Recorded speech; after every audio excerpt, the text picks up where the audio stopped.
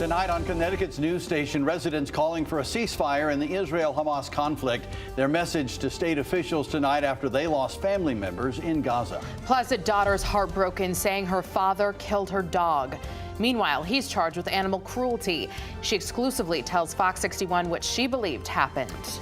Police arrest one of their former officers. Their statement tonight after he was accused of assaulting a minor. Now at 10, this is Fox 61, Connecticut's news station. Connecticut residents are speaking out tonight about the Israel-Hamas conflict. Thanks for joining us for the Fox 61 News at 10. I'm Brent Harden. And I'm Sarah Sanchez. The group's calling on Senator Chris Murphy to listen to their stories of losing family members in Gaza. They're also asking the senator to push Congress and the president towards pushing Israel to a ceasefire. Fox 61's Jake Garcia heard from the families this afternoon. He joins us in studio now. Jake?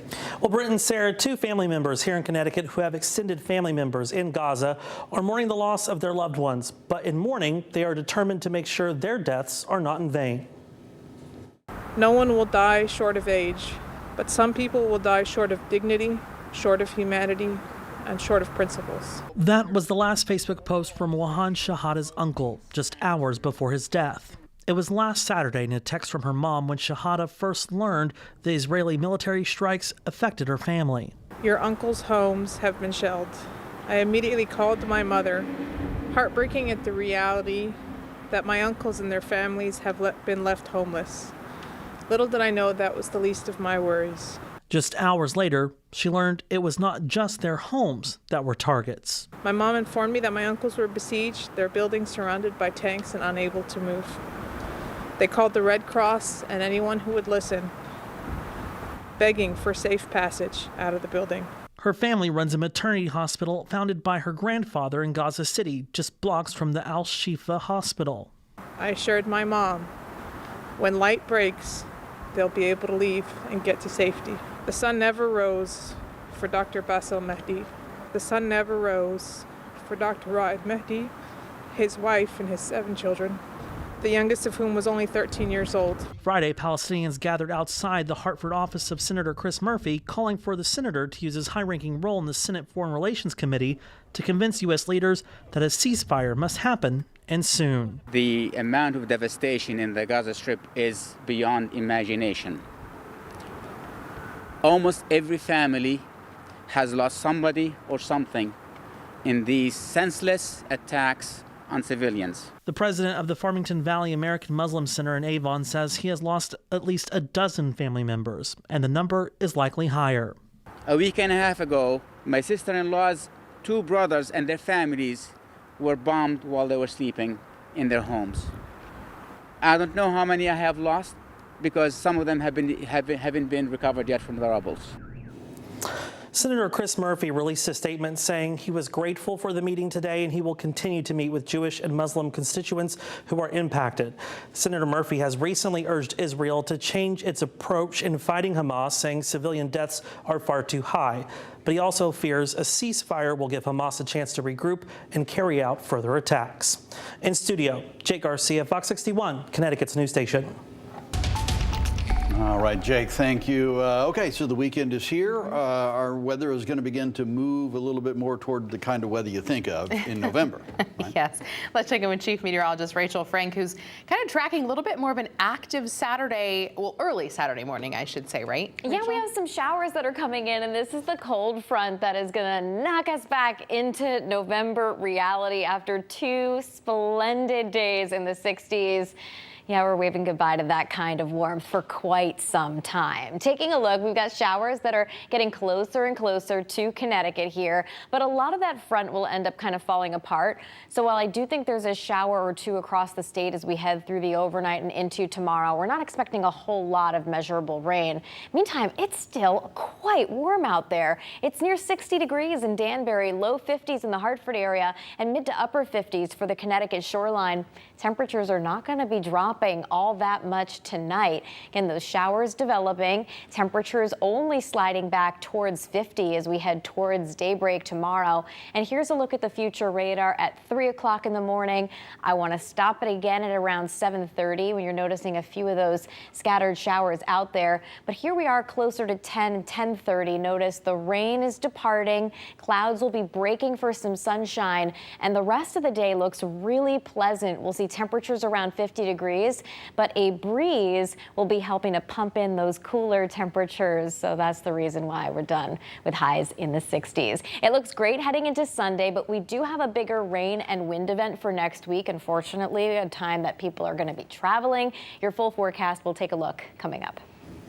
Thank you, Rachel. Now to a Fox 61 exclusive. A Wallingford woman says her father killed her 2-year-old dog. She's sharing her heartbreaking story. He's now been charged with animal cruelty. At last check, 51-year-old Arnaldo Silva is still locked up tonight, but he already posted bond twice this week. Fox 61 New Haven County Bureau reporter Julia LeBlanc shares why his daughter wants justice. My whole life has flipped completely upside down due to this. Gabriela Silva is grappling with emotions she never thought she'd have. Not only do I lose, an animal that I've loved, very much, that I felt like I didn't get enough time with. I lost basically my family's torn apart. On Monday night, police responded to her father's Northford home, finding her 2-year-old American Bulldog Diesel dead. Police say 51-year-old Arnaldo Silva was covered in blood and under the influence. In Diesel's cage, investigators found a bloody kitchen knife. Gabriela making the call to 911. He took something that he knew very well that how much Diesel meant to me. He knew, and he took that away. The idea to get Diesel was actually her dad's. He called her about 1.5 years ago and surprised her. It was instant when I met him. I can't even explain. I've never felt this love for an animal in my whole entire life, and I literally fell in love with him. Gabriela says Diesel changed her life for the better, even strengthening her and her father's relationship after they lost touch because of his issues with alcohol. She says Arnaldo gets violent when he drinks, but never to this extent. He has never given me any signs of abuse prior. If I knew, I would have, taken him out of the situation. That's my baby. Now, Gabriela is using the strength she has left to stand up for Diesel as she searches for justice. I want people to know that it's not okay to abuse animals because they're God's creatures, and you should never hurt them, and that if you do, that you will be penalized to the full extent of the law. We spoke with her dad when he bonded out for the second time Thursday afternoon. No, I tripped. I fell into my wall. I tripped over him. He's always around my feet. I drank too much and I fell off. I'll never forget his face when he was sitting on the couch just staring at my dead dog. I'll never forget that. That is not somebody who did an accident. When you do an accident, you help. You do everything you can, and he did not help him. He stood there. Arnaldo is facing charges of animal cruelty and threatening in the second degree. Now, he was arraigned this afternoon after police say he violated his terms of release for the second time this week. We are in North Branford. Julia LeBlanc, Fox 61, Connecticut's news station. Hi, Julia, thank you. And new at 10 tonight, State Representative Jeff Luxembourg is apologizing after he was arrested for driving under the influence last night.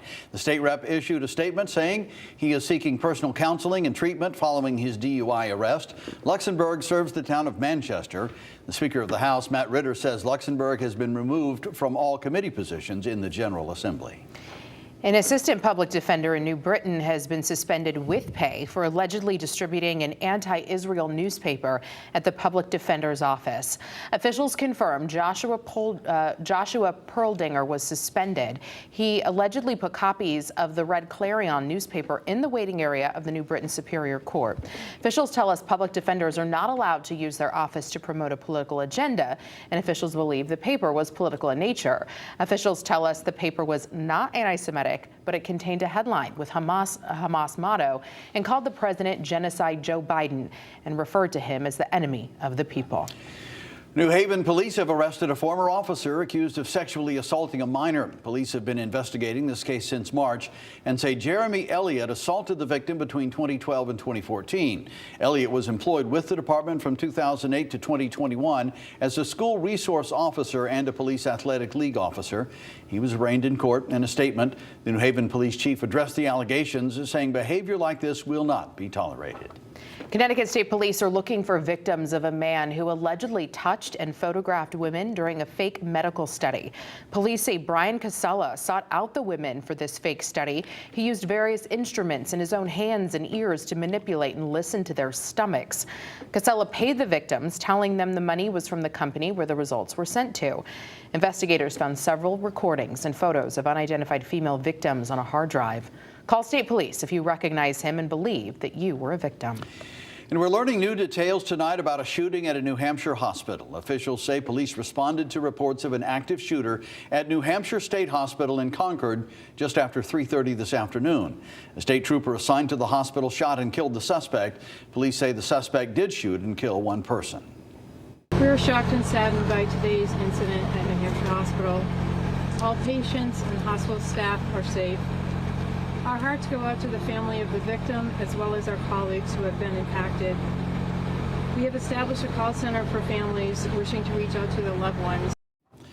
Police are now working to identify the shooter. To Meriden now, where a man has been taken into police custody for threatening his neighbor with a knife. Police went to a Pleasant Street home just after 3 p.m. today. They say Angelo Maggio hit the victim with a metal pipe, causing a minor injury. A 911 message was sent to neighbors and the street was closed to traffic. Maggio was arrested and is facing several charges, including assault. He's being held on $25,000 bond and is expected in court December 1st.